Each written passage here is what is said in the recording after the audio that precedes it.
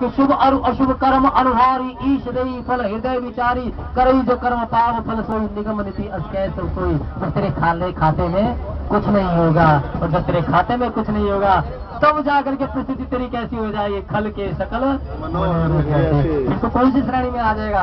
खल की श्रेणी में आ जाएगा। कल की श्रेणी में क्यों है कि भाई समय रहते तो तू चेता नहीं, समय रहते तुझे श्रवण कराएगा, भजन कराएगा कि सत्य को जान ले। परमात्मा का नाम ही केवल मात्र सत्य है। तब तो तू विषयों में खोया रहा, तब मोह से खोया रहा। तो एक श्रेणी कैसी आ गई? खल की श्रेणी में आ गया तू, खल की श्रेणी में आ गया। खल यही है कि भाई मानस के अंतर्गत रावण को 14 विद्वानों ने 18 बार समझाया, मंदोदरी ने 4 बार समझा, लक्ष्मण जी महाराज की पत्रिका के माध्यम से, शुक जी महाराज के माध्यम से, माल्यावन जी महाराज के माध्यम से, मारीच के माध्यम से और पुत्र भ्रष्ट के माध्यम से। ये सभी के सभी ऐसे थे, कुछ तो रावण के दल के थे, सभी समझाते हैं दाता राम नर गोपाला भुवनेश्वर का लहू अरे वो परमात्मा है, वो नारायण है। अपने प्रारब्ध में इतना जमा कर ले, इतना जमा कर ले, इतना जमा कर ले कि जब तुझे समय आए तो उस दुख की घड़ी में भी तू उसको निकाल सके। और तो और क्या, इस जन्म को भी तेरे सवार दे।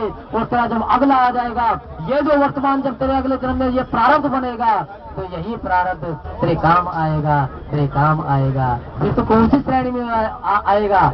ये कहते हैं ना कि भाई सारे मनोरथ ऐसे हो गए जैसे खल के सब मनोरथ दूर हो जाए करते हैं। तो खल शब्द जो है वास्तव में ही बड़ा ही हल्का शब्द है। खल की श्रेणी में सभी कहते हैं कि भाई जब कुछ बट रहा हो ना, मान लो कि भाई हम भगवान के साथ ऐसी कुछ हो जाए कि भाई मंदिर में जाए और ये पता चल जाए कि भाई अमुक मंदिर में दर्शन करने से ये मिलता हो, तो वहां पर हम भी सभी के सभी जाएंगे तो हम ज्यादा से ज्यादा मांगेंगे, प्रभु कुछ ऐसा करो, हमें ज्यादा से ज्यादा मांगेंगे। और इसी प्रकार की परिस्थिति में यदि और वास्तव में कृत्य हो रहे हो, साधन हो रहे तो सभी क्या कहें कि भाई हम भी संत की श्रेणी में आएंगे, हम भी खुल की श्रेणी में आए। लेकिन जब भावनाएं होती है, जब विषय में खोया रहता है, जब भगवान की भक्ति में तेरा मन नहीं रमता, तो फिर अवश्य ही अनेकों विद्वान जो कहते हैं उसका श्रवण ना करे, भजन ना करे, तो फिर जीव कौन सी श्रेणी में आता है? खल की श्रेणी में आ जाता है। हरे राम राम राम हरे हरे, हरे राम राम राम हरे हरे, हरे राम राम राम हरे हरे, हरे राम राम हरे हरे, हरे कृष्ण कृष्ण कृष्ण हरे हरे, हरे कृष्ण कृष्ण कृष्ण हरे हरे, हरे शिव शिव शिव हरे हरे, हरे शिव शिव हरे। अरे भगवान को तो एक बार जीव जब पुकार लेता है तो भगवान उसके सारे के सारे दुखों को एक घड़ी में, लव जिसे कहते हैं सबसे लव की घड़ी में भी उसको निपटा देते हैं। और भगवान के सामने, जैसे ही भगवान के सामने आप पुकारोगे और जब देवता कहने लगे कि प्रभु अब रावण को बहुत हो चुका है, बहुत समय दे दिया है और अब तो भगवान कुछ ऐसे करो कि वास्तव में ही रावण के समय को नजदीक ले आओ। भगवान कहते हैं कि सहे सुरन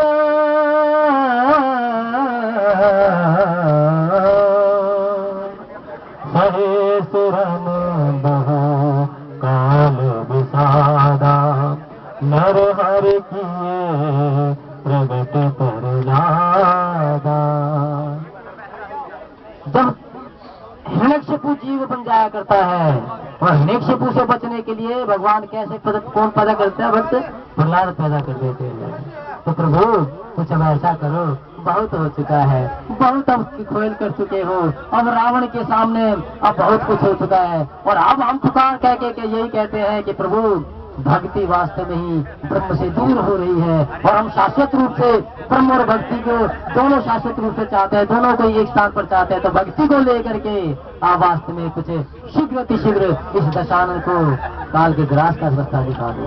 तो वहां पर भगवान का बाना है, जैसे ही जीव, सांसारी जीव के लिए तो बात यह है कि जैसे ही जीव भगवान के सामने आर्त बन करके पुकार लेता है, भगवान एकदम से ऐसे उसको जैसे कि हिरण्यकशिपु से बचाने के लिए वहां पर उनके तेज से ही भक्त प्रहलाद पैदा कर दिए हैं। ठीक उसी प्रकार से कोई ना कोई संत वाणी, कोई ना कोई भगवान का उपासक, कोई ना कोई भगवान के सत्संग की घड़ी उस जीव के लिए संकट से उबार दिया करती है। और संत स्वामी तुलसीदास जी महाराज कहते हैं कि आज दशानन के सामने यही कुछ हो रहा है। अनेक अस्त्र शस्त्र सभी के सभी निष्क्रिय हो रहे हैं। सारे के सारे उद्यम जो है आज निष्क्रिय हो रहे हैं, क्योंकि भगवान ने सोच लिया है कि दशानन अब तेरा समय निश्चित है, अब तेरा समय निश्चित है। वो घड़ी जिस पर भगवान ने लिख दिया है, जिस जीव को जो भगवान ने जियाना है तो कोई भी बाल बांका नहीं हो सकता, और जिस जीव को भगवान ने मृत्यु का मार्ग दिखाना है वो घड़ी टल नहीं सकती। लेकिन ये सांसारिक जीव भगवान का ही केवल मात्र भगवान की कृपा ही तेरे लिए वो ऐसा अनमोल खजाना है, ऐसा अनमोल शस्त्र है जो जीव को हर कष्ट से, हर विपत्ति से बचा सकती है। मोह आज ज्ञान का सामना कर रहा है। ज्ञान को देख करके मोह ने भी कह दिया है कि अच्छा मुझे सीख दे रहा है, तो जब जीव इस प्रकार की श्रेणी में आ जाए तो वहां पर खल प्रवृत्ति जाहिर हो जाती है। जब जीव ज्ञान की बातों को ना सुने ना और अपनी अपनी हाँकता रहे है, और ये कहता रहे, जैसे हनुमान जी महाराज ने ज्ञान दिया तो कहने लगा दुर्वचन बोले, और दुर्वचन बोल करके वे बड़ा मुझे ज्ञान देने आया है। और वहाँ पर फिर जब माल्यवंत जी महाराज उनके अपने हो तो वो भी कहने लगे तो वहाँ भी दुर्वचन बोले और यही कि बड़ा मुझे ज्ञान देने वाला आया है विवेक्षण जी महाराज। तो ये जो सारी की सारी श्रेणियां, जो सारे के सारे चिन्ह दिखाए हैं, ये खल के दिखाए हैं भाई। कि खल कैसे होते हैं, खल के ऐसा ही वो होती है कि भाई। और एक बात और देखिए, खल की प्रवृत्ति ऐसी है, बाबा ने कहा कि जैसे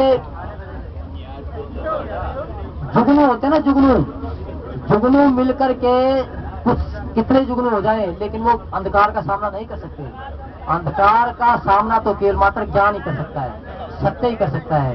तो वहां पर खल की जो प्रवृत्ति बताई है, खल की प्रवृत्ति ये बताई है कि जैसे जुगनू है कुछ भी नहीं लेकिन कहता है कि देखा मैंने अंधकार में कितना प्रकाश कर दिया है, टमटमाता है। खल की प्रवृत्ति ऐसी होती है। मानस में कहा है कि खल की प्रवृत्ति ऐसी होती है, खल कितना अहंकारी हो जाता है कि वो अपने अहंकार में कहता है कि अंधकार को दूर करने के लिए पल भर के लिए जुगनू जैसे चमकता है, लेकिन उसके चमकार से कुछ भी फर्क नहीं पड़ता, कुछ भी। एक कुछ समय के लिए वो चमकता है लेकिन फिर उसके प्रांत में फिर ना तो वो प्रकाश दिखाई देता कुछ अंधकार को। ठीक उस प्रकार से खल की प्रवृत्ति ऐसी होती है कि वो अपने अहम में होता है, अपने अहंकार में होता है, लेकिन जुगनू जो होता है वो वास्तव में ही अपना निज का कमाया हुआ कोई भी उसका साधन नहीं है। तो ठीक संत स्वामी तुलसीदास जी महाराज कहते हैं कि आज रावण की परिस्थिति यही हो रही है, सारे के सारे बाण चला रहा है। यदि वो शास्त्र सम्मत भी जाना चाहता है तो उसमें भी कोई ना कोई बाधा पड़ जाती है। और अब परिस्थिति ये हो गई है कि सारे मनोरथ अब विपरीत होते जा रहे हैं। और ये सारे के सारे पृष्ठभूमि में जाकर के देखे तो क्या हुआ कि उसने जानते हुए भी माना नहीं। जान चुका था कि वास्तव में खर दूषण वही समबलवंता तीनों कुमारे बिनु भगवंता दो न रूप भूत सुको हरो नार जीतो रण दो। कहने कि वास्तव में खर और दूषण मेरी ऐसी दाई बाएं भुजाएं थी और उसको कोई मार सकता है तो उनकी मैंने पता, मुझे मालूम है कि उनको ब्रह्म के सिवा कोई मार नहीं जाने के। जान गया वो कि जो राम है ये वास्तविक भगवंत है, परमात्मा है, लेकिन माना नहीं, ऐसे नहीं मानूंगा, ऐसे नहीं मानूंगा। और जब ये परिस्थिति हो गई जानते भी नहीं माना तो आज क्या हो रही है, आज सारे के सारे साधन निष्क्रिय हो गए हैं। सारी की सारी जितने भी मनोरथ थे सबके सब अवरोधक हो गए। एक एक करके जितने भी संघ थे साथी थे सबके सब साथ छोड़ रहे हैं। और परिस्थिति यही हो गई है कि वो खल की श्रेणी में आ गया है, जानते भी नहीं मान रहा है। और निफल हो रावण सर कैसे खल के सकल मनोरथ जैसे। और जिस प्रकार से खल के सभी मनोरथ, खल की परिस्थिति मैंने यही बता दी है कि जो वास्तव में ही समय रहते ना चेते, जानते हुए भी किसी प्रकार से विद्वानों की संतों की वाणी को न माने, तो हे सांसारिक जीव तो वास्तव में ही खल की श्रेणी में हे मन। क्योंकि बाबा तुलसी इस प्रकार से ज्ञान मार्ग पर, ज्ञान घाट पर भगवान शंकर जी कथा कह रहे हैं और ज्ञान घाट पर बैठ करके माँ पार्वती जी कथा सुन रही है। कर्म मार्ग पर बैठ करके याज्ञवल्क्य जी महाराज, कर्म घाट पर बैठ करके याज्ञवल्क्य जी महाराज कथा सुना रहे हैं और भारद्वाज जी कथा सुन रहे हैं। भक्ति मार्ग, उपासना मार्ग पर बैठ करके उपासना का जो तट है उस पर बैठ करके काकभूषुंडी कथा कर रहे हैं और गुरु जी महाराज कथा सुन रहे हैं। वहीं पर दीन घाट पर बैठ करके, एक घाट हो रहा है दीन घाट, और दीन घाट पर बैठ करके बाबा तुलसी कथा कर रहे हैं और बाबा तुलसी सम को अपने मन को समझा रहे हैं।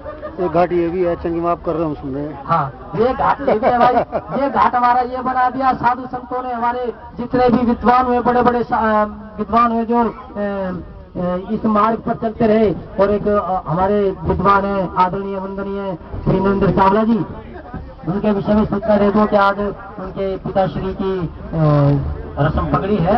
और कल्याण नगर में 2 से 4, कल्याण नगर में जहाँ पर अलीपुर वालों की रामलीला हुआ करती है, वहाँ पर रस्म पगड़ी है। और वहाँ पर पहुँच करके इतने परम जो हमारे विद्वान रहे हैं, साधु हैं नरेंद्र चावला जी, उनके पिताश्री के प्रति श्रद्धांजलि अर्पित करेंगे। निवेदन कर रहा हूँ 2 से 4 कल्याण नगर। चावला जी हमारे बहुत बड़े एकदम से शांत प्रिय, मृदुभाषी, मितभाषी, लेकिन पारिवारिक सामंजस्य की वजह से रोहिणी में रहने लगे थे। और उनके यहाँ पर कल्याण नगर में जाकर पिताश्री के प्रति श्रद्धांजलि अर्पित करें और धर्म मार्ग प्राप्त करें। तो इस प्रकार से भगवान की कथा हमें सुख का अवलंब कराती है। भगवान की क्षण भक्ति वास्तव में ही हमारे इस जन्म को, इस मरण को, इस लोक को, परलोक को संवारती है। तो आइए यही सत्संग भगवान से कहते चले जाए कि प्रभु समय कैसा भी हो, चाहे सुख का मिले चाहे दुख का मिले, कैसा भी समय हो, प्रभु आपका भजन ना छूटे, प्रभु आपका भजन ना छूटे। यही निवेदन है कि अब मोहित यही करते हैं कि प्रभु अब प्रभु कृपा करो, अब प्रभु कृपा करो हे भांति, सब तज भजन करो हे भांति, सब तज भजन करो हे भांति, सब तज भजन करो हे भांति। सच्चिदानंद भगवान की जय।